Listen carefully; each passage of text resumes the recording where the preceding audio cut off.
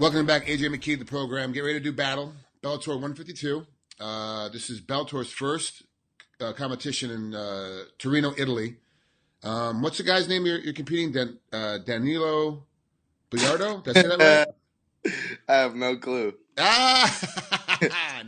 I'm just getting ready to go out there, and put on a show, man. Do what I do best. Is your dad still going to corner you? Yes. That's one of my teammates.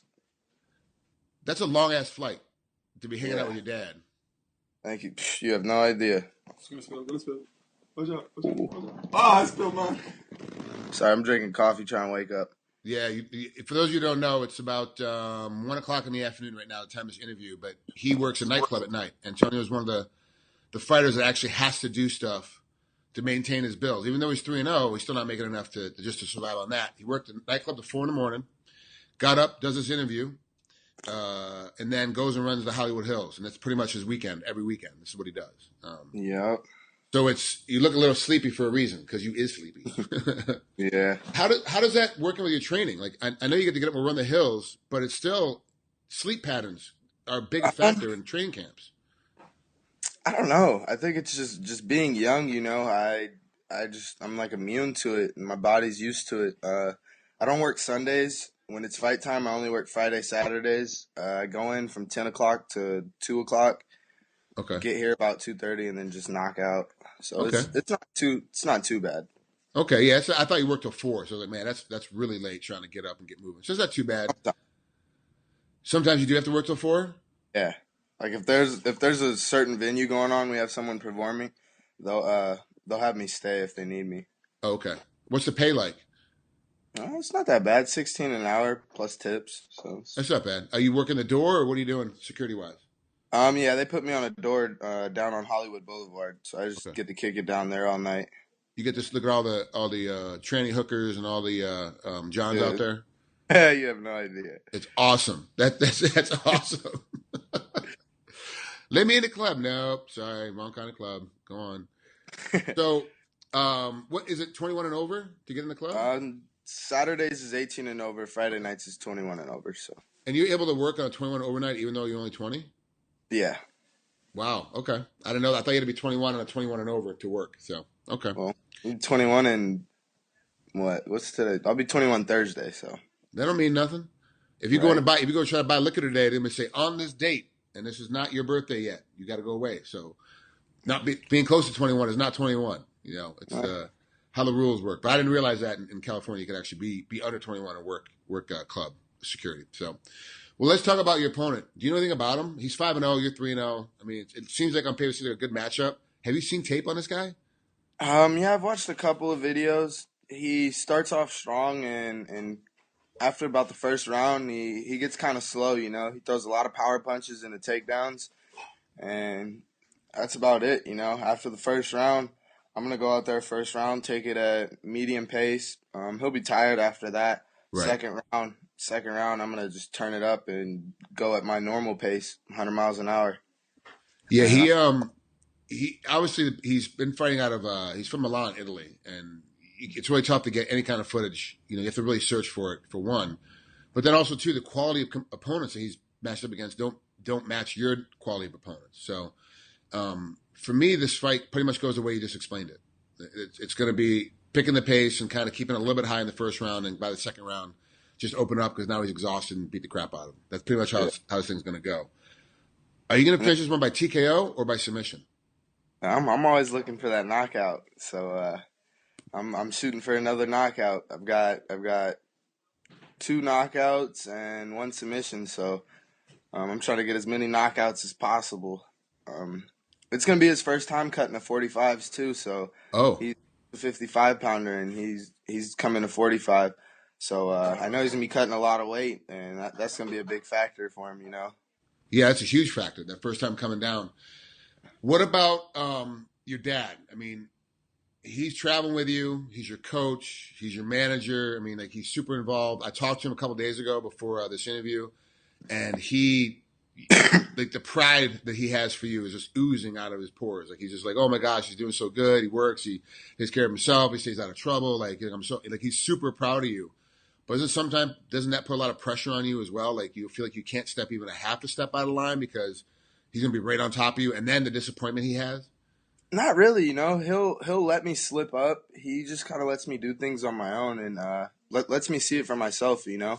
But if it's something big that's gonna like really mess up my career or have something a big issue in my life, he'll let me know like, hey, I really don't think you should do this. Like, make sure like even with my car, I like speed and I end up getting a really fast car, and he's like, hey, if you're gonna get this car, you need to be safe and be careful.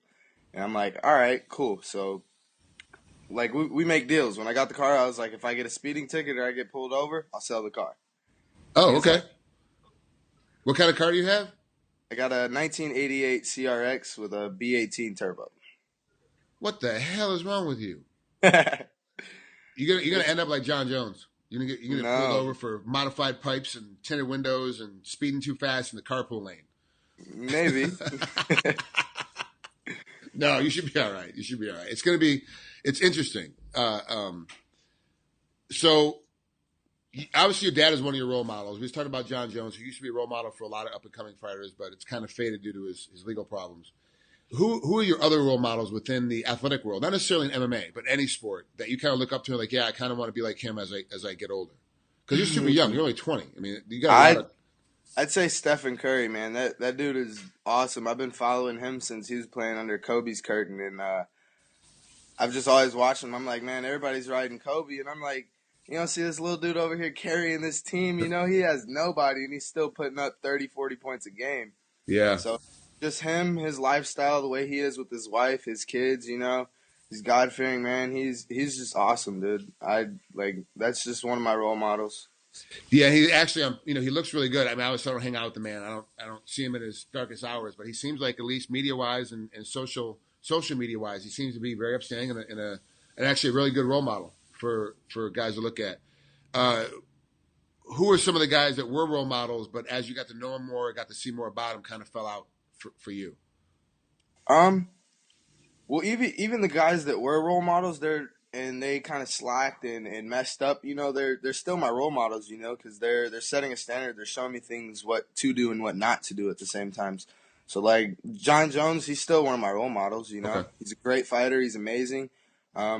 He's just showing me the things that I shouldn't do in my career, you know, and right. Setting boundaries, you know, of what to do and what not to do. Because he was young like me, one of the youngest fighters, you know, coming in and just putting in work, and he went to the top so quick, it kind of just got to his head, and that lifestyle took him over. So I'm gonna just do the same thing and make sure that the lifestyle doesn't take over my life. Right. So instead of saying security at the door, you'd be buying bottles inside the door, and then making sure that you get a ride home from Uber, as opposed to driving home. Smart. I like it. So you haven't fought anybody that you really get a lot of tape on. So it's been tough for you as of late. So really, you really just have to worry about you, what's your style, what you're going to do, how it goes on. But the more you fight, the more tape your opponents will have on you, because you're fighting in Bellator. So there's tape on them everywhere. If you're fighting in a smaller league, it's tough to get.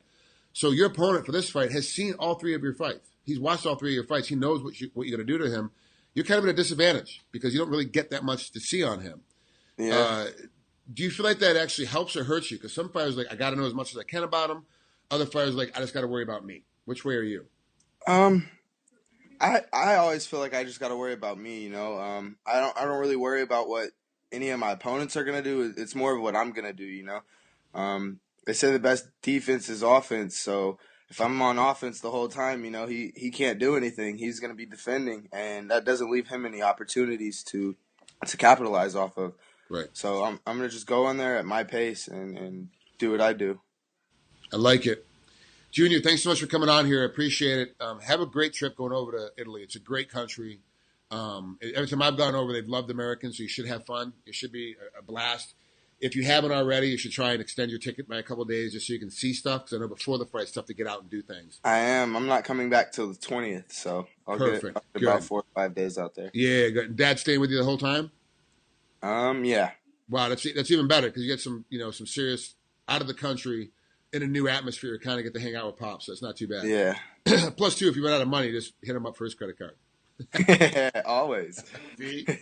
I like it. I like it. Thanks so much. Have fun. Enjoy the run today up in the Hollywood Hills, and we'll talk to you later. All right, for sure. Thanks for having me. See you.